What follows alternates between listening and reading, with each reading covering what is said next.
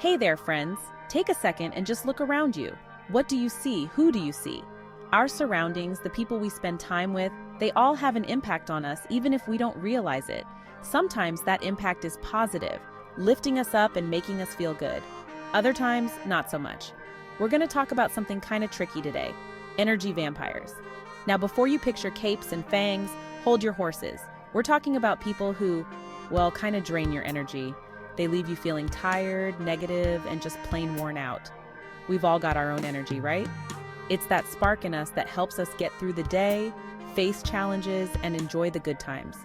But sometimes, we encounter folks who seem to suck that energy right out of us, leaving us feeling depleted. Let's chat about how to recognize these energy zappers and, more importantly, how to protect our own precious energy. Because you deserve to feel energized, vibrant, and ready to take on the world. Ever spent time with someone and afterward you just feel exhausted? Like you need a nap, a giant glass of sweet tea, and maybe a week at the beach just to recover? You might have been hanging out with an energy vampire. Now, these folks aren't bad people, not at all. They're often dealing with their own struggles, and sometimes they just don't realize how their behavior affects others. But that doesn't mean you have to let them drain you dry. Energy vampires can show up in different ways. Some are constantly negative, always complaining and bringing the mood down. Others are drama magnets, always surrounded by chaos and conflict. And then there are those who are overly needy, constantly demanding attention and validation. The thing is, being around these folks can really take a toll on your own well-being. You might start feeling stressed, anxious, or even physically tired. You might notice your mood changing, your patience wearing thin, and your own joy dimming a little. So how can you tell if you've got an energy vampire in your life? Well, there are some telltale signs. First, pay attention to how you feel after spending time with someone. Do you feel energized and happy, or do you feel drained and down? Your body is pretty wise, and it'll tell you if someone's zapping your energy. Second, listen to what they talk about. Are they constantly complaining, gossiping, or being negative? Do they always seem to be in the middle of some drama? These are red flags, y'all. Third, notice how they treat you. Do they respect your boundaries? Do they listen when you talk? Or do they just interrupt and talk about themselves? Energy vampires often have a way of making everything about them. Remember, recognizing these signs isn't about judging anyone. It's about protecting yourself and your own well-being. You deserve to have people in your life who lift you up, not drag you down.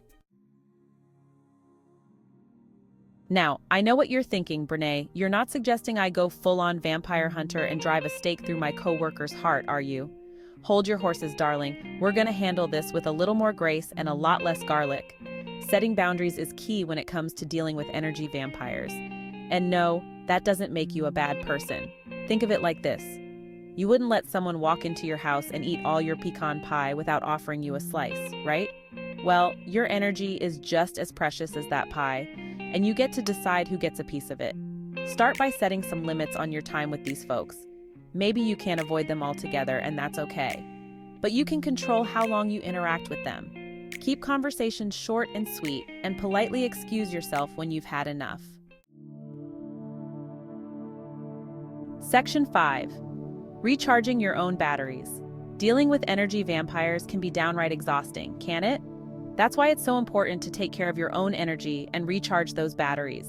Think of it like filling up your own cup so you have something to pour from. So, how do you do that? Well, it's different for everyone, but there are some universal things we can all do to boost our energy and feel more ourselves.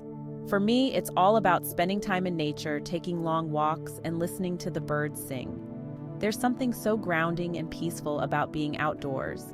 Maybe for you, it's curling up with a good book and a cup of tea, or maybe it's blasting your favorite music and dancing around your living room like nobody's watching. The important thing is to find what brings you joy, what fills you up, and make time for it every single day. Section 6. Finding your tribe, your cheerleaders. You know what else helps keep those energy vampires at bay? Surrounding yourself with good people. You know, the kind of folks who lift you up, make you laugh, and believe in you even when you doubt yourself. Those are your people, your tribe, your cheerleaders. These are the folks you can call when you're having a bad day. the ones who will show up with a shoulder to cry on and a listening ear. They're the ones who celebrate your victories as if they were their own and who remind you of your strength when you forget. Surrounding yourself with positive, supportive people can make all the difference in the world. They remind you that you're not alone, that you are loved, and that you are worthy of good things. And honey, that's powerful stuff. Section 7, Small Steps to Big Changes. Now, I know what you might be thinking. Brene, you make this sound all well and good, but changing my life and surrounding myself with positive people, that's a tall order. And you're right, it's not always easy. But listen, it doesn't have to happen overnight. Small steps, y'all. That's the key. Start by identifying the energy vampires in your life. Once you know who they are, you can start setting those boundaries we talked about. Remember, you're not being mean or selfish, you're just protecting your energy.